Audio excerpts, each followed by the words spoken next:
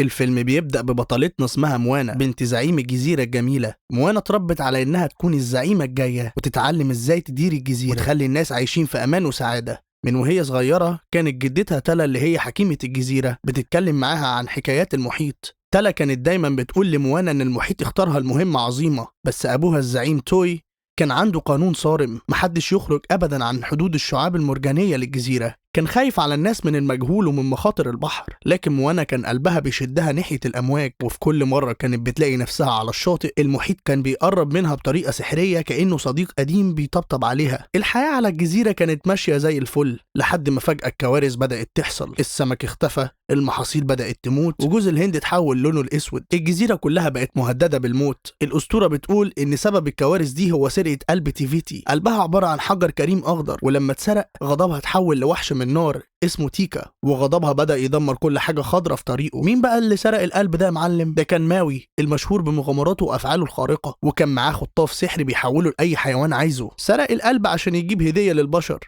بس اتسبب في كارثة كبيرة. الوضع كان بيتدهور بسرعة. في اللحظة دي الجدة تالا بتيجي لموانا وهي حزينة. تالا بتكشف لموانا عن سر خطير. أسلافهم ما كانوش قاعدين على الجزيرة طول الوقت، دول كانوا ملاحين عظماء ورحالة واستكشفوا المحيط كله، وبتوريها الكهف السري اللي فيه سفن الأجداد القديمة. الجدة تالا بتدي موانا قلب تيفيتي اللي كانت مخبياه، وبتطلب منها تلاقي ماوي وتخليه يرجع القلب لتيفيتي عشان ينقذوا العالم. دي كانت وصية تالا الأخيرة قبل ما تموت وتتحول لسمكة راي. موانا بالرغم من خوفها من خرق قانون أبوها بتروح الكهف وبتجهز مركب صغير من سفن أجدادها وبتبدأ رحلتها، بس مش معاها غير ديك غبي اسمه هي ما بيفهمش أي حاجة، وخنزير أليف اسمه بوا. المحيط اللي اختار موانا بيساعدها في الإبحار، بس طبعا موانا ما كانتش تعرف تبحر كويس، والسفينة بتتقلب بيها في أول عاصفة. بعد ما نجحت من العاصفة بتلاقي نفسها على جزيرة صغيرة، وبتكتشف إنها هي جزيرة ماوي. ماوي ده بقى كان شخص مغرور جدا، طول الوقت بيتباهى بإنجازاته اللي مرسومة على جسمه. في الأول ماوي رفض تماما إنه يساعدها، كان فاكر إن موانا طفلة تافهة وإنها سرقت مركبته، بيحاول يسرق المركب ويسيبها، لكن موانا مصرة وبتستخدم كل ذكائها عشان تقنعه، وبتقول له إن إرجاع القلب هي الفرصة الوحيدة إنه يرجع بطل تاني والناس ترجع تحبه. بعد شد وجذب كتير ماوي بيوافق، بس مش عشان خاطرها، عشان خاطر خطافه السحر اللي ضاع منه وهو بيسرق القلب. تبدأ رحلة موانا وماوي اللي كانت كلها خناقات وضحك ومغامرات، وفي طريقهم قابلوا تحديات كتير. قرصنة الكاكامورا،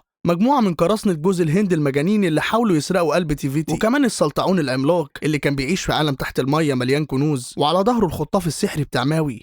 علشان يرجعوا الخطاف موانا بتستخدم ذكائها، وماوي بيظهر مهاراته في التحول لأشكال مختلفة. خلال الرحلة موانا بتعلم ماوي إنه يكون أقل أنانية وأكتر إحساس بالمسؤولية، وماوي بيعلم موانا إزاي تكون ملاحة عظيمة وتستخدم الرياح والنجوم في الإبحار. أخيرا بيوصلوا للهدف، جزيرة تيفيتي المظلمة. عشان يوصلوا لتيفيتي لازم يعدوا على تيكا وحش النار. في أول محاولة بتكون مواجهة عنيفة جدا، ماوي بيخاف وبيتردد وبيحاول يرجع، وموانا بتشجعه، لكن تيكا بيضربهم بقوة وبيتسبب في كسر خطاف ماوي السحري. ماوي بييأس وبيفقد الثقة في نفسه، بيقرر يسيب موانا لوحدها ويهرب. بيفكر ان الكسر ده هو دليل على نحسه. موانا بتقع في اليأس والحزن، بتقول لنفسها انا فشلت، المحيط اختار الشخص الغلط. وهنا روح الجدة تالا بتظهر، بتنادي موانا وبتفكرها مين هي، وبتسألها هل هتخلي الفشل ده هو اللي يحدد مين انتي. في اللحظة دي موانا بتلاقي قوتها الحقيقية، بتصلح المركب لوحدها وبترجع تروح لتيكا، بس المرة دي لوحدها. ماوي اللي ما سابش موانا تماما بيشوف شجاعتها وقوتها وبيقرر يرجع عشان يساعدها، وبيواجه تيكا بكل قوته عشان يلهيه. موانا بتواجه تيكا وجها لوجه، ومش بتحاول تهرب، بتبص في عينيها وبتقول لها تيكا بصي مين انتي بجد، انا عارفه مين انتي. وفي مشهد مؤثر جدا موانا بتكتشف ان تيكا هي نفسها تيفيتي. الغضب والحقد حولوها لوحش من النار بسبب سرقه قلبها. موانا بتقرب من الوحش الناري بكل شجاعه، وبترفع الحجر الاخضر قلب تيفيتي وبتغني اغنيه هاديه وبتحط القلب مكانه. نار تيكا بتنتفي وبتتحول لتيفيتي الجميله مره تانية، وهي عباره عن جزيره خضراء ومزهره. تيفيتي في امتنانها بتصلح الخطاف السحري بتاع ماوي وبتجدد المركب بتاع موانا. ماوي اللي عرف خلاص قيمة التواضع والشجاعة بيشكر موانا جدا على إنها قدرت تغيره ويكتشف نفسه. موانا بترجع لجزيرتها ومعاها ماوي اللي راجع بطل، ومعاها كمان القلب اللي أنقذ العالم. بترجع لأهلها مش مجرد زعيمة، لا ملاح عظيم وزعيمة كمان. بتستخدم المركب بتاع أجدادها وبتعلم أهل الجزيرة كلهم إنهم لازم يرجعوا يبحروا ويستكشفوا العالم. الفيلم بينتهي وأهل موتوني بيركبوا سفنهم القديمة وبيرجعوا تاني ملاحين زي أجدادهم، بيستكشفوا المحيط بقيادة الزعيمة الجديدة موانا اللي لقت صوتها الحقيقي والجزيرة رجعت خضرة ومزهرة زي الأول وأحسن. فيلم موانا بيعلمنا درس عمرنا ما ننساه، الوحش اللي بتواجهه مش دايما بيكون في الخارج، ساعات بيكون هو غضبك أو خوفك الداخلي. موانا نجحت لما شافت الحقيقة بعين قلبها مش بعين خوفها. لو انت كمان جواك حتة من موانا وبتسمع نداء المحيط أو نداء حلمك، ما تبقاش محبوس جوه الشعاب المرجانية اللي رسمها لك الخوف أو كلام الناس. انطلق وكسر القواعد دي واكتشف مين انت بجد. لو المغامرة دي عجبتك ما تنساش تعمل لايك للفيديو وتشترك في القناة، وقول لي في الكومنتات ايه هو النداء اللي قلبك مش قادر يبطله.